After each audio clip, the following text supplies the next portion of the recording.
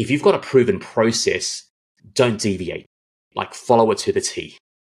And you may not, sometimes it's counterintuitive. You go, oh, wow, a stock's dropped 50%. It's very uncomfortable to buy into a stock that's dropped 50%. I know that. But when a stock that is financially very strong, that drops 50%, they're the bargain opportunities that you are looking for and waiting for. And that is the time that you need to take advantage of those times and not sit on the sidelines waiting for the stock to prove itself to go by going back up and then buying when everybody else is buying at the same time.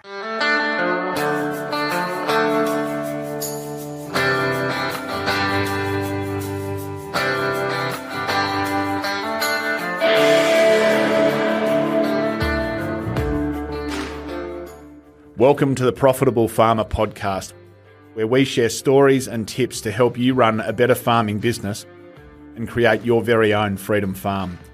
If you're looking to work smarter and not harder in your farm business, welcome. You're in the right place.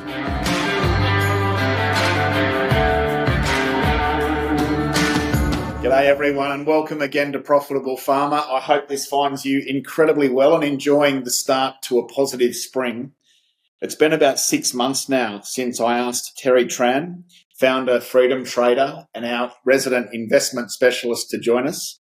But I thought I'd call on Terry again.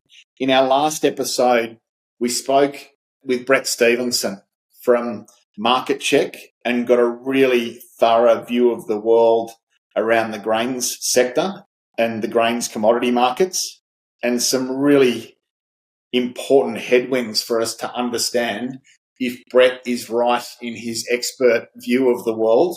In the next few podcasts, I'm meeting with red meat industry experts and analysts, and then wool industry experts and analysts, just to look across our various key commodities for so many of you and get a view of the world and understand how things might play out for us in those relative enterprises on farm over coming years. And so given that that's the thread for the next few podcasts, I thought it only appropriate that we also touch on equities markets and investment trends and elements that Terry's seeing.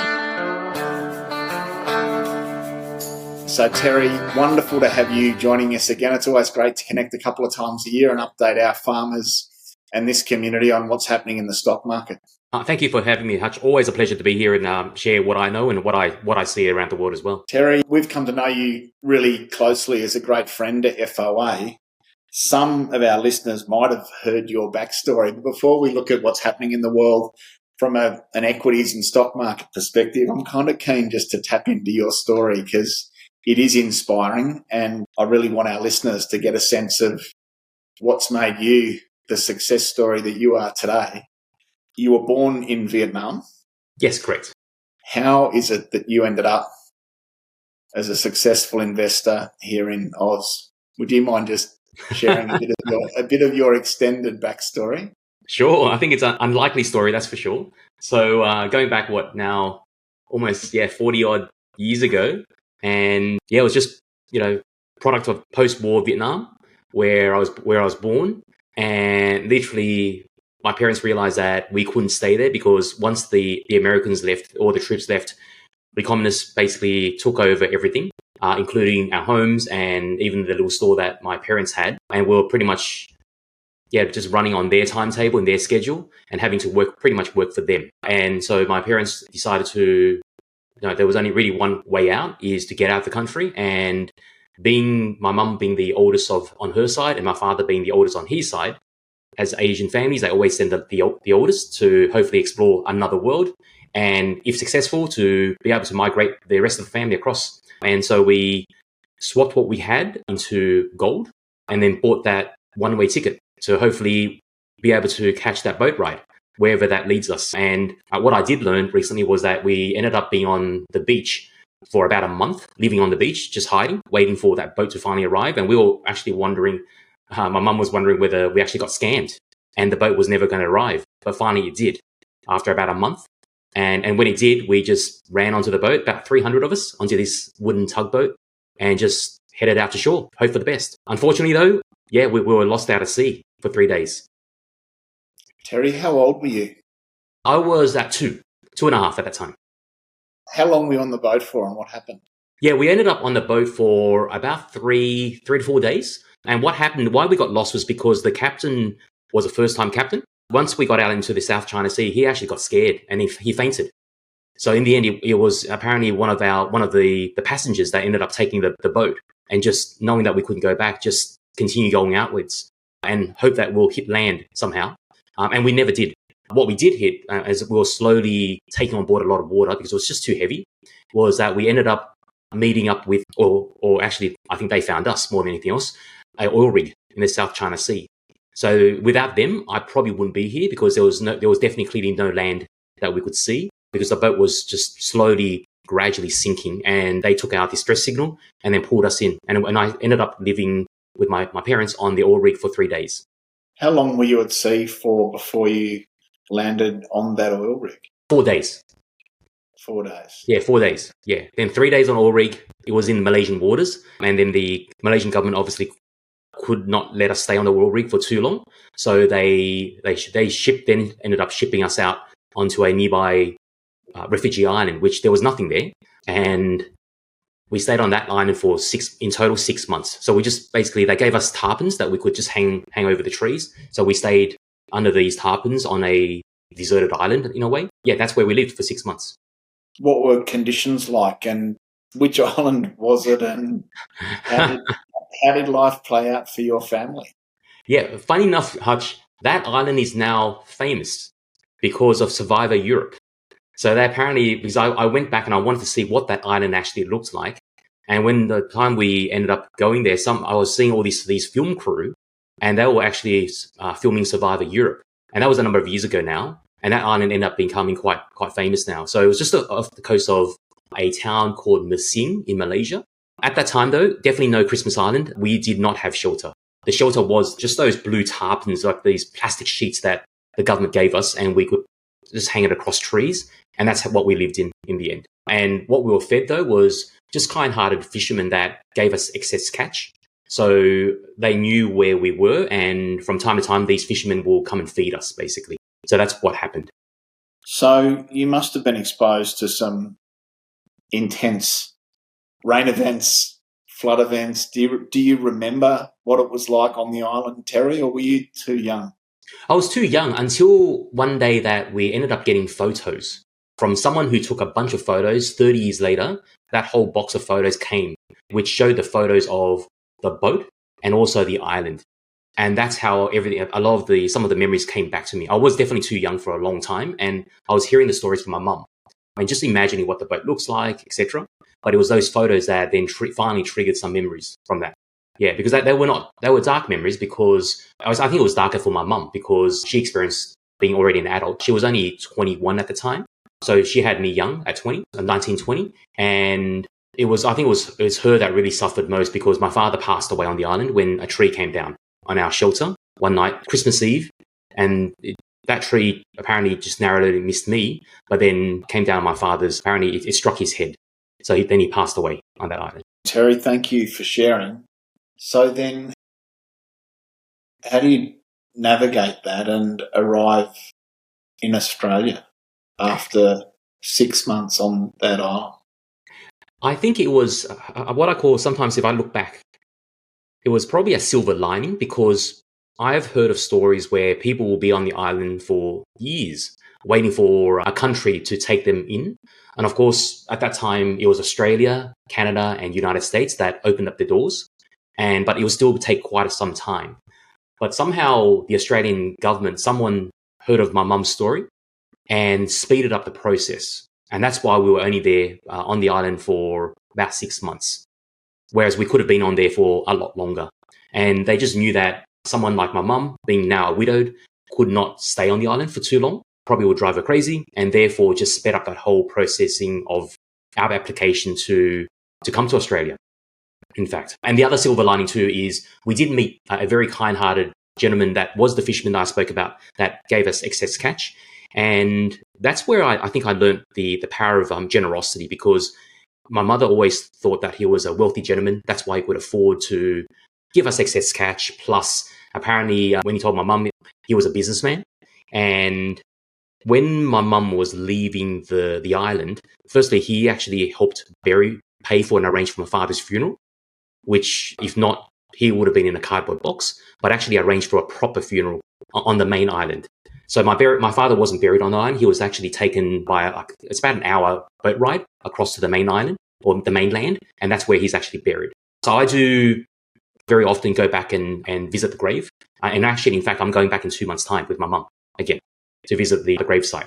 So he buried my father. At the time when she left, he literally shoved, I think it was $200 into her hands. And my mum said, no, don't need this. But he said, no, you don't have anything, just in case. And $200 back in the late 70s was a lot of money. Even today, it's still a lot of money. But back then, it was definitely a lot of money. So my mother always thought that he was a very wealthy businessman, so it didn't mean too much to him. And it was only really until 20 years later when I got my first job at NAB that because they've always been in contact, having the address. And until I got my first job, I promised myself to go find the gentleman that helped our family with a name and address, and went in search for him. Crossed the border from Singapore because it's closer. That town is actually closer to Singapore than the capital city, Kuala Lumpur.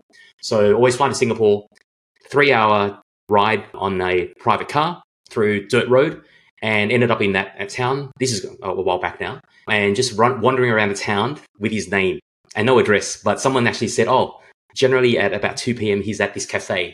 So that's where I ended up being and waiting, and I met him for the very first time. I guess my goal there was to meet him and see if I could find him, and also then bring my mum to finally come back and say thank you to him.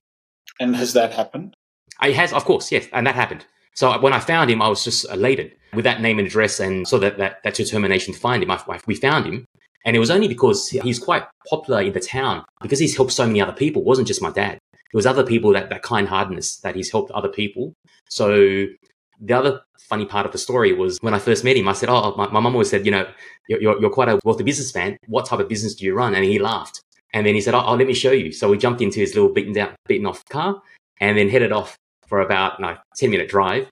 And what it ended up being was all he did, his business was running a primary school canteen. And that was his big business that my mother always thought. So he was not wealthy at all. He was just very generous with what he had and gave freely. Yeah, so that was my lesson in life as well. You don't need to have a lot to be able to give back as well. As long as you've got the right heart space, you give and let whatever happens. Yeah, so I did bring my mum back to visit him the following year, and they had that reunion after 20, I think it was 20 plus 21 years or something. Amazing, Terry. So you and your mum arrived to Australia. Where do you land and where do you start your life? Yeah, so we were processed by the Australian government. So we arrived, we did take a plane flight, but we quarantined in Singapore for about a month, all the immunisation, etc. And then we flew into Sydney. And back in the old days, there was a suburb called Villawood in Sydney. Now, these days, it's called the Villawood Detention Centre. But back then, it was just called the Villawood Immigration Centre. So all the refugees that were processed would start there first, be housed, given clothing, given food, and that would help them. At that time, Australia was still manufacturing. So the refugees like my mum actually get a job. And of course, she didn't know English, so that would get her educated in terms of English. So her routine was pretty much morning shift would be at the metals factory, just about a suburb away. In the afternoon, would learn English, and then she'd have to have a second job, which is washing dishes in Parramatta, Indian restaurant. And that was our life for about a decade. So 2 jobs, learning English in the afternoon. And of course, we couldn't afford childcare. So I'd basically be with her a lot of the time. And even at the factory, I was waiting at the female toilet out in the waiting area. That was quite cool because the factory was very hot. So she would buy me Lego sets and coloring books. And I'd pretty much spend the day there, and her colleagues would come in and just check that I'm okay throughout the entire day while I was at the factory. And I saw what she made. She basically made Coca-Cola caps. That was that factory. They just manufactured a ton of Coca-Cola caps and also the oil drum, the caps or the lids. Wow. So then did you start schooling at age 5? Yeah, my mother did not know that I could have started, because I came here when I was 3. So I could have made preschool, but she had no idea that preschool existed. So I accidentally missed that 1 year. And then I did actually start in Sefton, which was kindergarten at that time.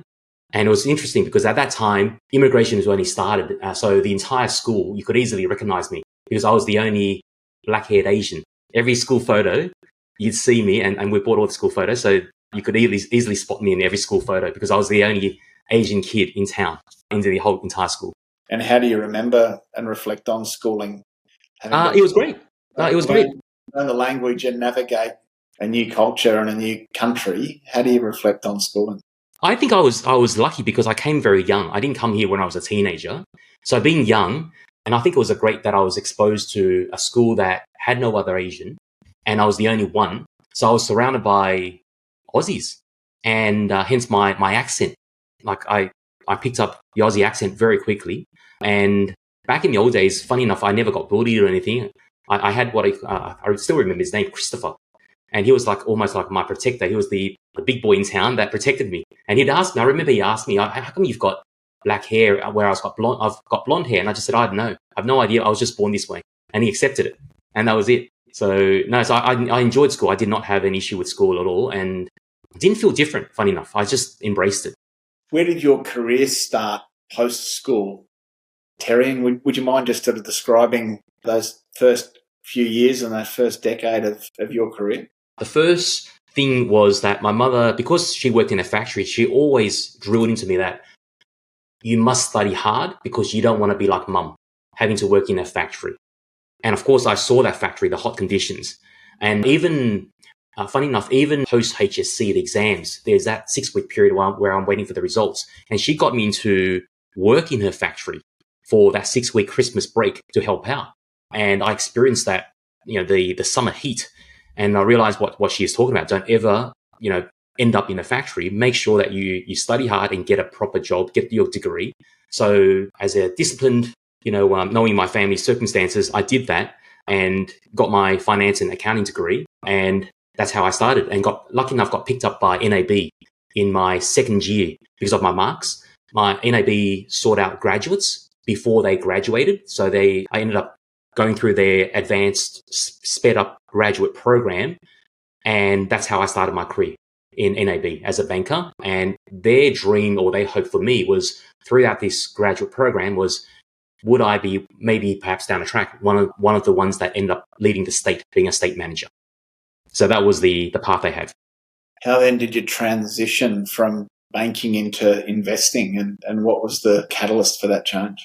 The catalyst, I think, was knowing that I knew that I couldn't just have a job. I had to do something else separate to, like my mother who had the second job, washing dishes. I just knew that I needed to also have investments on the side, whether I had no idea at the time whether it was shares or property, etc. But being in the bank, though, naturally, I went into property because as a banker, I understood lending. I was literally the one who would help families, approve their lending, etc. Also business loans. I was actually also a business banker. So I approved all the business loans in the region of southwest Sydney.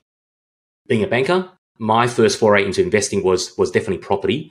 And I just knew that investing was potentially not a way out of my corporate career, but just another way to create also wealth outside of my job as well. And that's how that started. And the only reason why I ended up here investing in shares was over time, I accumulated a lot of property. But on top of that, though, as you know, Hutch, property requires a lot of debt because you can have that deposit and then you'll borrow a bunch from the bank. And at that time, I remember it was like just accumulation after accumulation. I think it was 7 or 8 properties that I had. I felt rich on paper because of assets and equity, but I also realized that it was a house of cards because I had all this debt. And at any point in time, if I was to quit my job, I couldn't because I had all this debt that I had to support. And it's all supported by the job, which provided the negative gearing. And the moment I quit the job, I would lose all that negative gearing. So I felt stuck, that I then would be stuck in a job that either I liked or I didn't like for a very long time.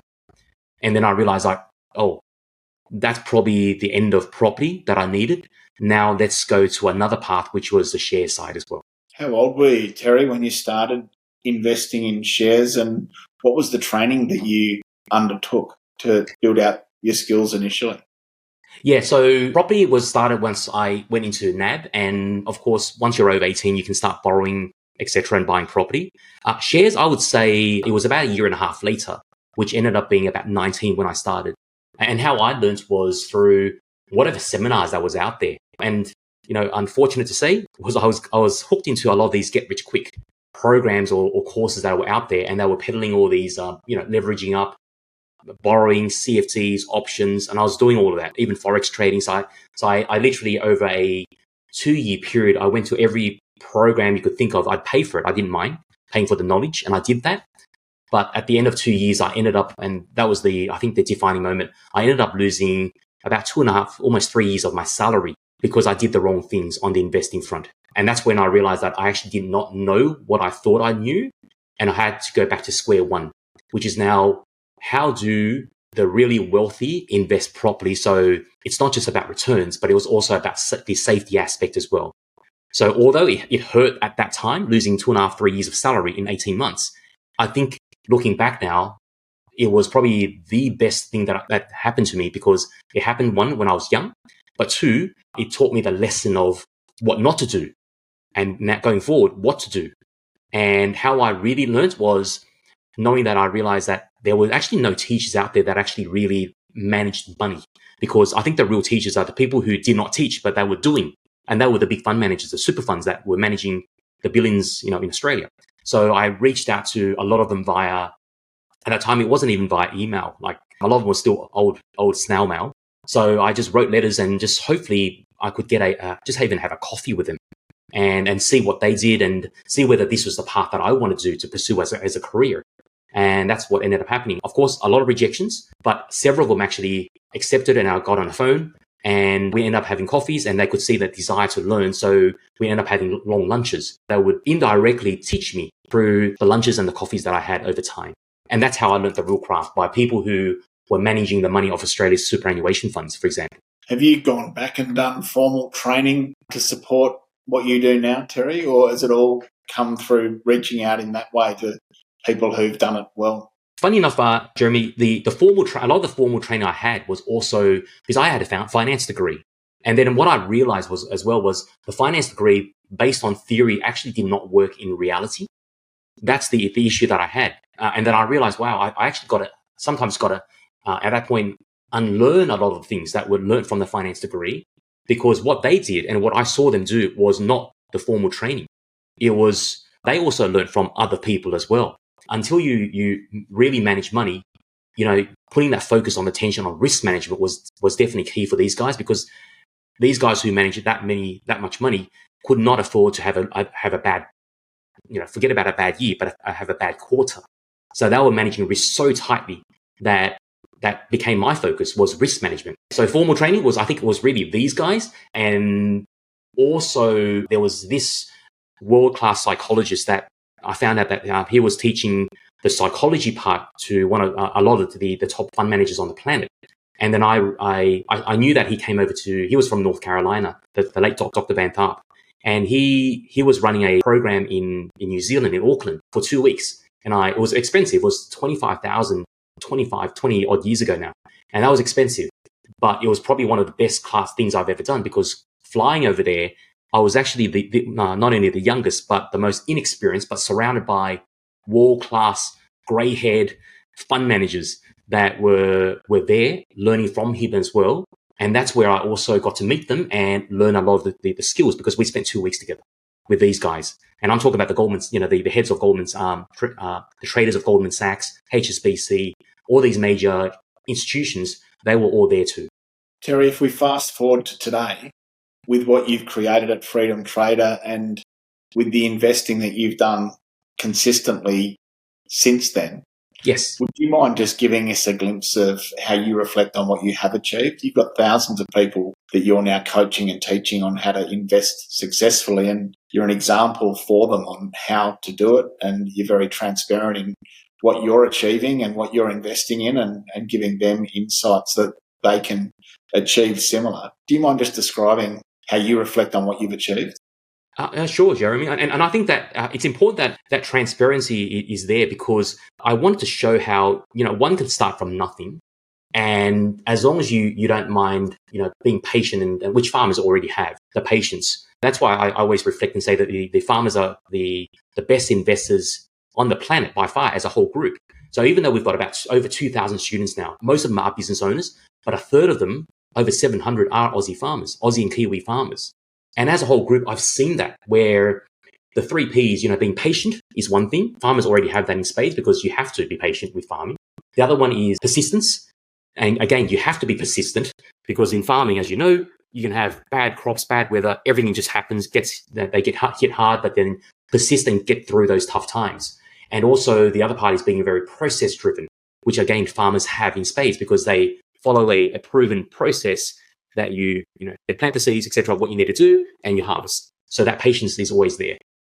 So by, showing what I do and being transparent and also even showing my own investments, it shows how one does not have to get every investment right. You can have mistakes because even myself, I tell people, I don't get 10 out of 10. If you do 7 to 8 out of 10, you are already world class. Because I've learned from the big fund managers, if they get a 55 to 60% year, it is an amazing year for these guys.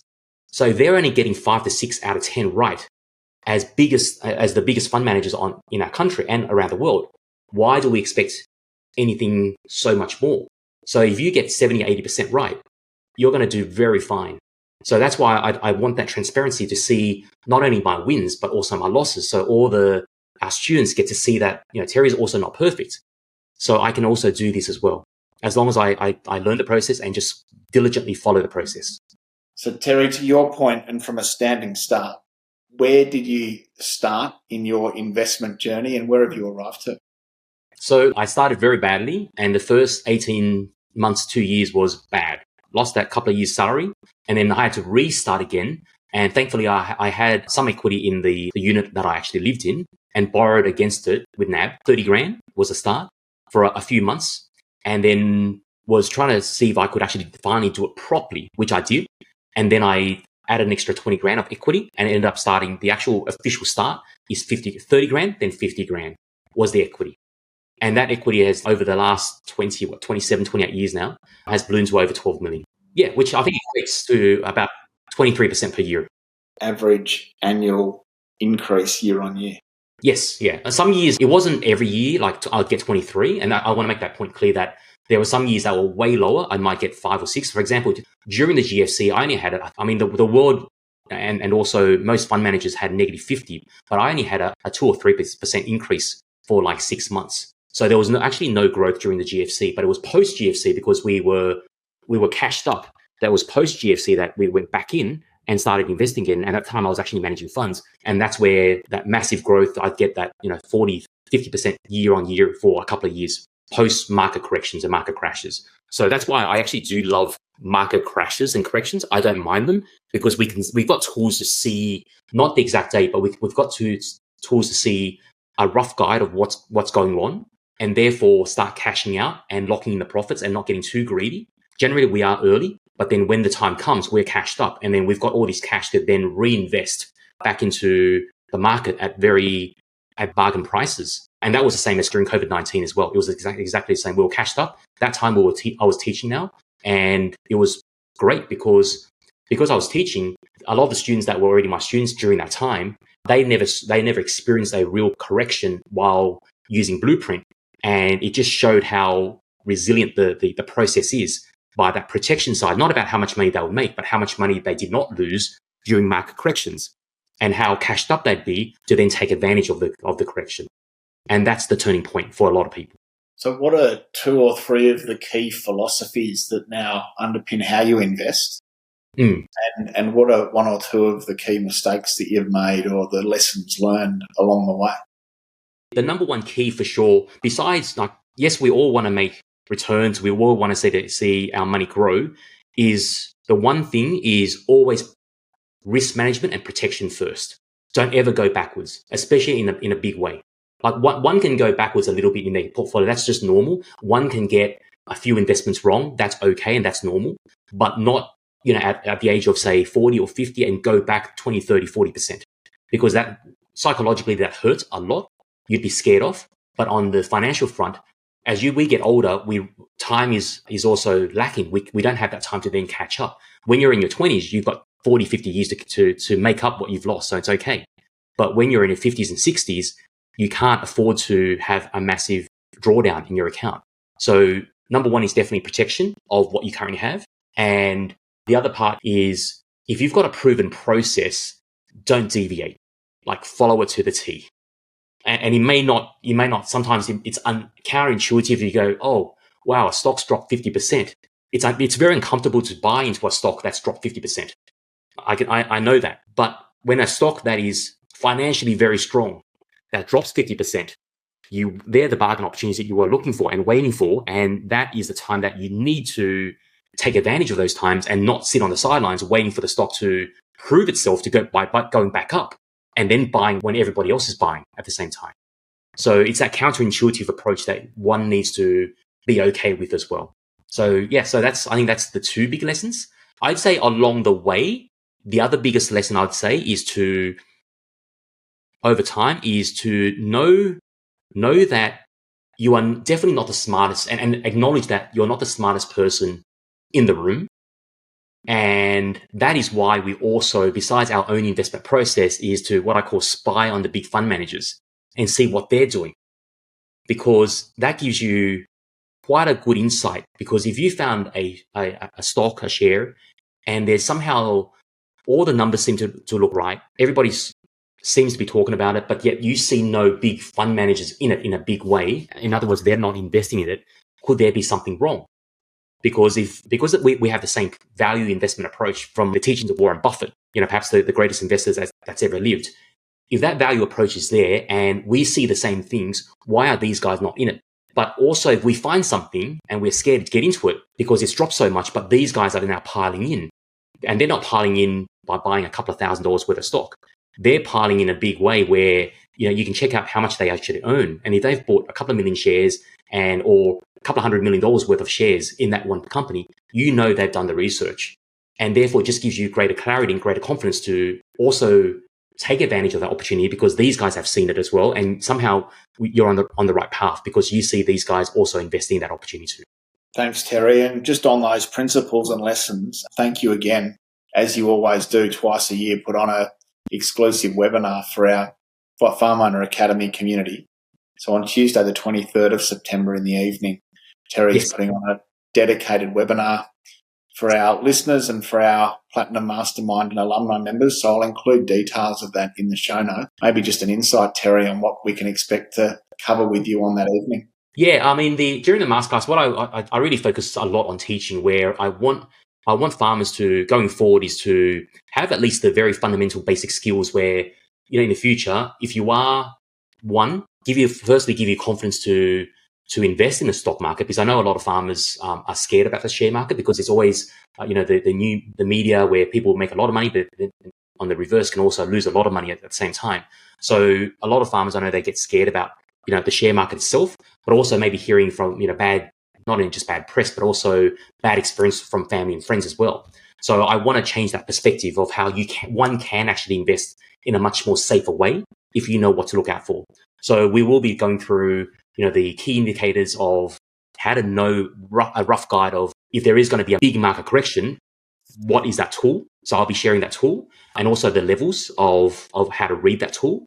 And the other part is also how to easily within a minute filter out the top 1 or 2% of stocks that you should be investing in. The other 90%, 8% are rubbish, and they should be disregarded no matter what people tell you. Just let them go and let them prove themselves first with a number of tools that we can easily use, and they're free tools. So having these tools to know what to buy and what to avoid is very powerful as well. So that's what I'll be sharing. Great, Terry. Recommend it highly, and encourage you all to get onto that masterclass on the 23rd of September and hear and learn from Terry directly. Terry, would like to change gears, but just before I do, I want to acknowledge you thank you for sharing that backstory. It's quite incredible to hear that you came as a refugee to Australia and from a standing start, that not only you achieved financial freedom for yourself and your family, but you've helped thousands of business owners and mums and dads and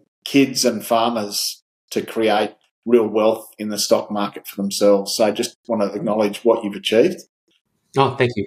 Over your journey, and we value our connection with you. Thank you, Hutch. And I do this because I just see how lives can change if you just have that skill, and either to invest directly or even to avoid accidental getting scammed and getting into the wrong investments. That itself is life changing, because I just hear of so many horror stories that if you just know that basic skill, that when down a track, when somebody gives you a hot tip, so to speak, at a barbecue, you know what's real and what's not, just from those very basic skills. Terry, thank you. So if we turn our attention to the state of the global economy, I might hand over to you. Do you mind just giving us, the 3 or 4 things that you're seeing now compared to our discussion 6 months ago, and what's changed from an investment perspective in the stock market? Yeah, I think 6 months ago, when at that time it was just pretty much before the tariffs, there was talk about it, and now 6 months later, the tariffs from President Trump has been enacted, and the flow-on effects, it's still happening at the moment. So one needs to be careful that what industries you're in, and you could see that the moment that he initiated that all those tariffs and all those rates, the market literally just started plummeting from April. Since then, though, it has done that reversal, a big V-shaped recovery, which is good to see. However, what I do see, though, is that a lot of the tariffs or the flow-on effects have actually not occurred yet. They're still going. So one needs to be cautious, because where the market is now, it's pretty much at market highs as we speak. And should it be there? It should not be there, because there's just so much issues of not only the US economy, but also China, that the market should not be where it is. And the only reason why the market, on the news, when they have the headlines of brand new market highs, it's only because of the tech sector that's bringing up and dragging the entire market up. If you strip away that tech sector, the market is actually flat. It hasn't really gone anywhere. In fact, a lot of the industries, because they've been hit with the tariffs, they've actually gone down, all those shares. So if you were to want to invest, you wouldn't be going to the overvalued tech shares. You'd want to go into the other side where nobody wants to go. It's all those undervalued stuff now, industries that have been hit hard by the tariffs. Where is China as an economy up to, in your opinion, and then where is the US economy up to equally? Yeah, so the Chinese economy is definitely, and both of them, because of the tariffs and the heightened tensions between the two, they've always had these tensions, even before the tariffs. But during the tariffs, we saw there's just a war of words and war of different tariff rates, etc. And they were just tit for tat. And I think it's very damaging for both economies. China in particular, because they do rely a lot on their export market. US is by far the biggest customer, and also the reversal for the United States. A lot of the Nikes, the Lululemons, the John Deere's, for example, a lot of their stuff also comes from China. All the components come from China. And when those tariffs hit, they are also US companies, but they are the ones who get hit the hardest as well. And they weren't just doing it on China. They were doing the tariffs on places like, for example, Vietnam, where they were putting tariffs there because they knew that a lot of the companies were slowly moving out of China and going to Vietnam to start producing, the shoes, even Samsung, the mobile phones, etc. So Trump knew that, so he put the tariffs on those countries as well. So very damaging on both countries. China is definitely slowing down, even before the tariffs, slowing down even further because of the tariffs. One thing I can see, though, is that because of all the pain they've been going through over the years, they've become much more innovative. We're not just relying on the United States. They're now forging partnerships around the world. And I think it's working for China as well, because around the world, countries even like Australia, the friends, so to speak, of the United States, they're seeing how even friends can get tariffed. So that loss of trust factor of the friendly nations like Australia, like Canada, for example, and it's happening. And even, different parts of South America and even Europe. So they're seeing that, can one now really trust the United States while Trump is still in power? They cannot. So they're forging partnerships with China on the other side of things as well. So that's happening. I think it's working for China. On the United States, I think long term, it's damaging, not only from the trust point of view, but also the flow-on effects that has not been fully reported yet and not seen yet. It's still going through. And I think in the next 6 months, you will probably see not only heightened prices, where they'll go through sort of a bit of an inflationary period, but also empty shelves in Walmart and things like that. And that's where the public will finally realize, oh, wow, it's now happening. At the moment, it's still not fully happening. In some parts it is, but in the rest of the country, it's still, everyday living is still like normal, but it's still flowing through. So what's that mean for us here in Australia? I think for us, we will, if you recall, I spoke about on the Australian front 6 months ago, I said, everybody's expecting inflation across the world because of US tariffs, etc. But I actually said, no, think it'd probably be the opposite, because if cheap Chinese goods can't go to the United States, these factories are still producing, they need to find a home. And Australia being so close to China, we'd get a flood of cheap imports. That's actually happening right now. So we'll probably, rather than having an inflationary effect, we'll have a deflationary. And I had, thankfully, correctly predicted that it was likely that the RBA will probably have interest rate cuts because of a slowing economy, rather than interest rate rise to tame inflation. So it'll be deflationary. So the RBA has since our last chat already decreased interest rates twice.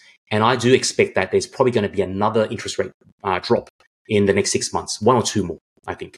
Yeah, so that's good for people who have a lot of debt. Definitely very, very good for that point of view.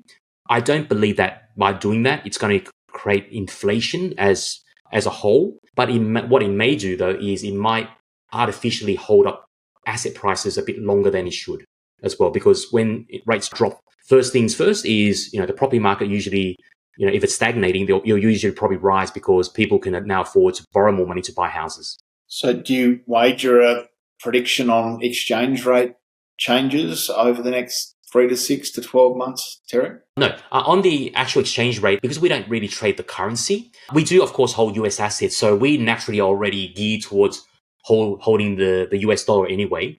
And I would always say that, in times of crisis, because the US dollar is still the global trading currency, it is still despite all the issues it's having, 5 years later, I have no idea, but at this point in time, being still the global currency, in dire times of market mayhem, the US dollar is usually the one that the globe still gravitates towards.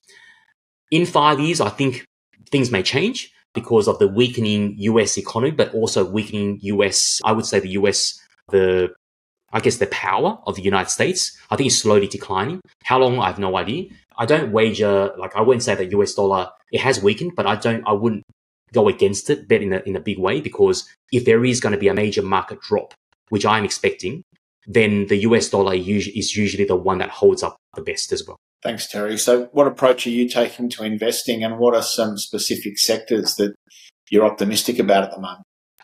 The approach that we're now doing is that we're holding much larger cash positions than normal. So back in the day, I'd be holding maybe 10, 15% cash. At the moment, in my long-term investment account, we're holding up to about 30% cash. And on the trading account, we've actually cashed out a lot, and we're holding about 65% cash now. So we're quite cashed up, ready to go.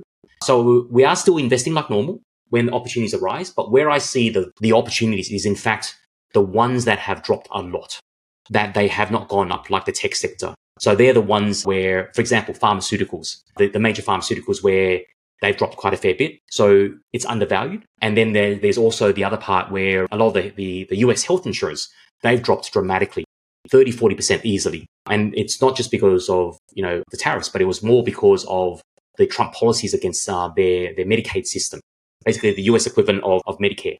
So when Trump announced their detrimental policies, a lot of those health insurers dropped a lot. But that's where the opportunity arises. People get scared, they drop. We never got into them at that time because they were quite overvalued, but now they're actually undervalued. Thanks, Terry. And you've alluded to the tech side of things a little bit.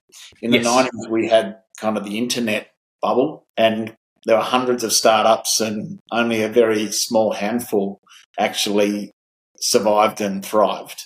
With AI and with autonomy and with robotics and all of those things, is the tech space a good place to be looking, and how do we determine what's going to last or stand the test of time versus what might not sustain? Oh, definitely. AI is definitely changing not only farming, but across all industries, all sectors. And I believe, Jeremy, you had an episode where, I think it was episode 172, where one of the experts talked about AI and how to integrate AI into farming. So I would say that definitely listen to that and see what is it you could do to allow AI to help you in your operations, to not only reduce costs, but really to make farming much more efficient as well. That's one thing. To not end there, because yes, you can do the farm. That's good. But then also think about the companies that are part of that AI revolution, to also invest off-farm wealth into those companies as well. So look at whichever companies that services you might be using to help you make the farm more efficient. They could be companies that you want to look into as well. So yeah, so definitely go there. And in terms of what I want to say though is to not just blindly, like the internet boom, to blindly just go, oh, it's AI, it's tech, let's buy them. Make sure you know what numbers to look at before you buy into them. And if the AI or startup, or even if it's been around for a while, for a couple of years now, you need to make sure that those companies are definitely at least profitable. If they're not profitable, avoid them until they become profitable. So you don't want to like try to yes, you could get in early, but what I've seen is people get burnt trying to get in too early, thinking that, oh, it's, they said one day, the marketing or the CEO said, next year we're going to finally become profitable. I never believe in the words. I want to see that on paper, on the financial statements. And once they're profitable, that's when you might slightly pay a higher price now, but at least you're paying for certainty as well.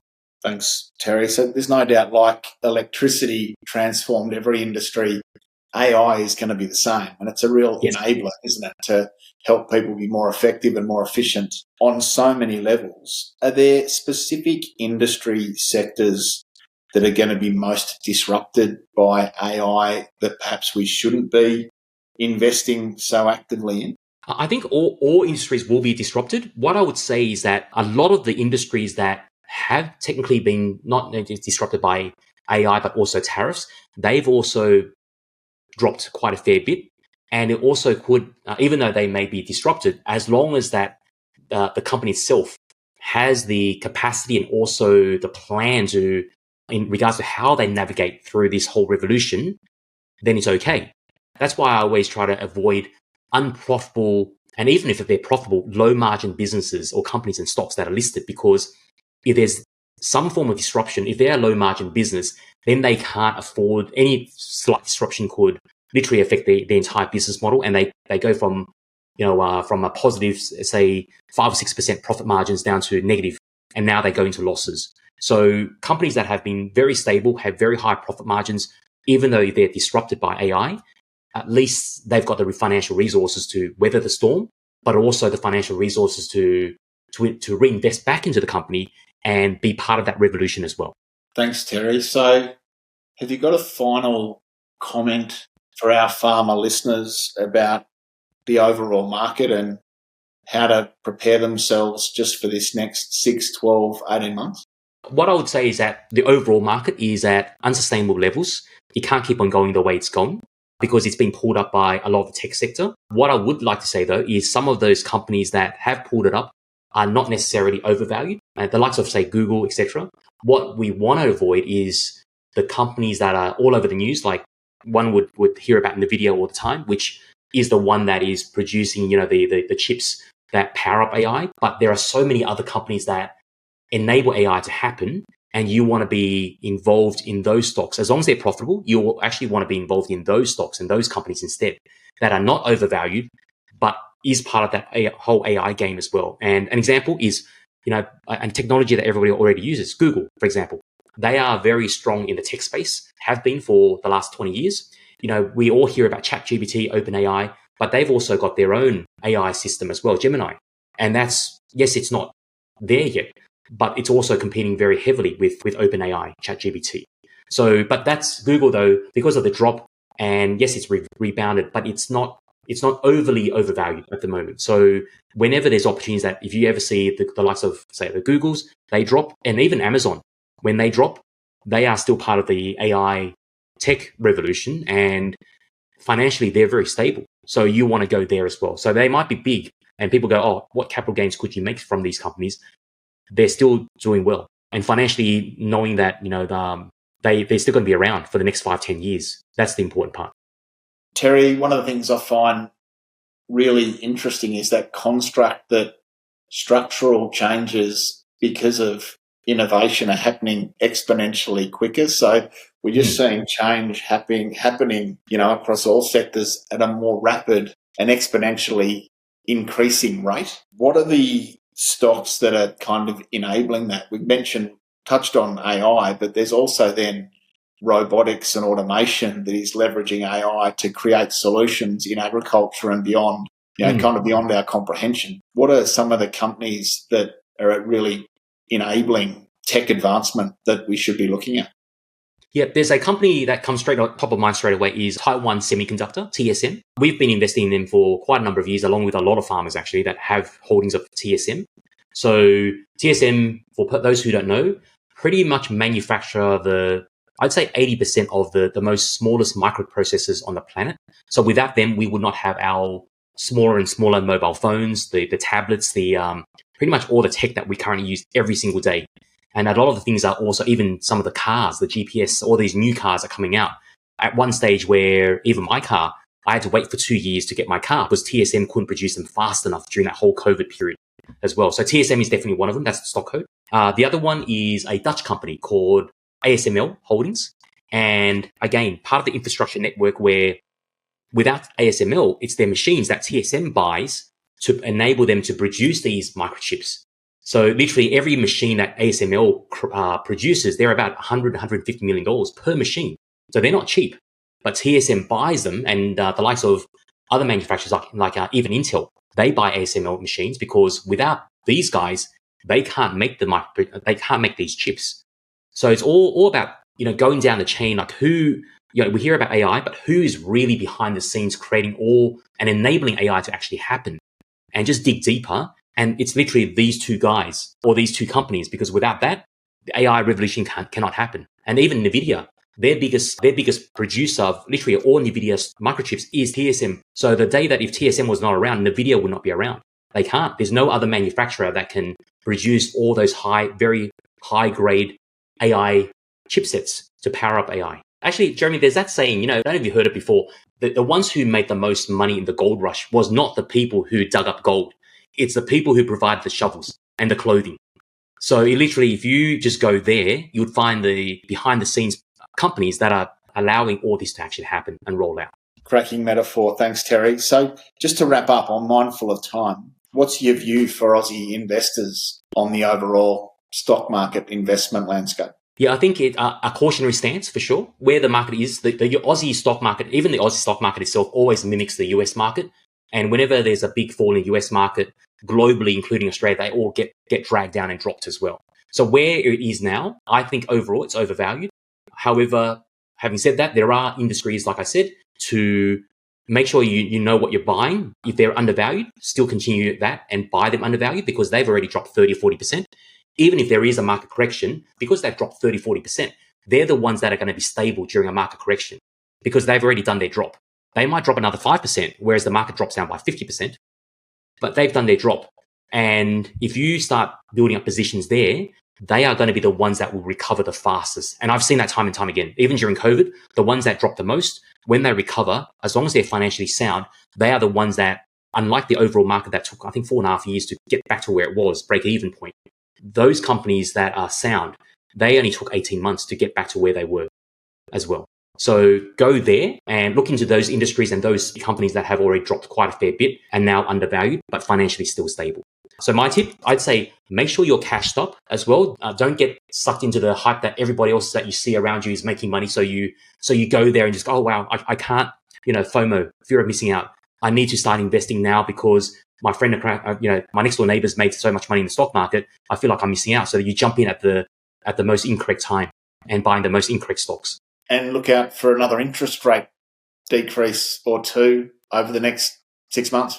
Yes, I really do believe the RBA has no choice but to actually decrease it because of where the economies are. And that's also the one thing that at the moment is really, I always say interest rates is a gravity to stocks because whenever there's higher interest rates, there's an alternative of investment. You can park your money in, fixed term deposits that's safe, sound, and you're getting a decent return.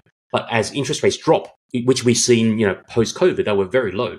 So there was no other choice but to get back into other assets like the stock market or property, and that drives up asset prices. So as the interest rates drop, you're going to see the stability of the stock market still artificial, but it's still going to be there because, unless you're borrowing, then there's high cost. But if you're not borrowing, putting money into a term deposit just doesn't make sense now as interest rates drop. So you want to find another home.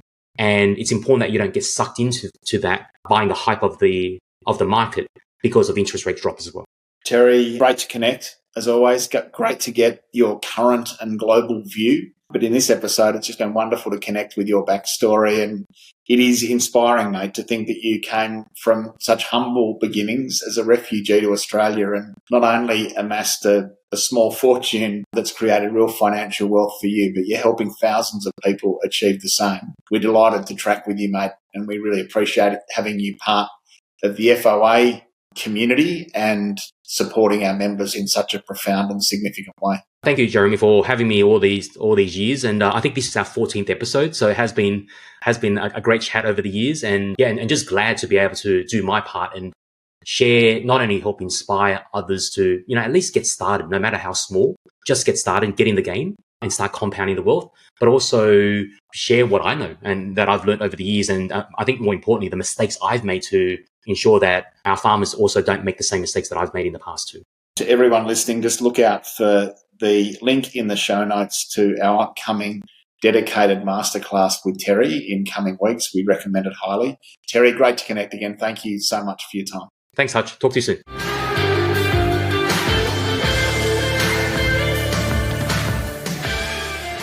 Thanks for listening to another episode of the Profitable Farmer podcast by Farm Owners Academy. If you're new to this show, be sure to follow us. If you've been a long-time listener, let your friends know about us or come continue the conversation in the Profitable Farmer Facebook group. All the best as you grow your business and create your freedom farm. Until next time, keep being incredible.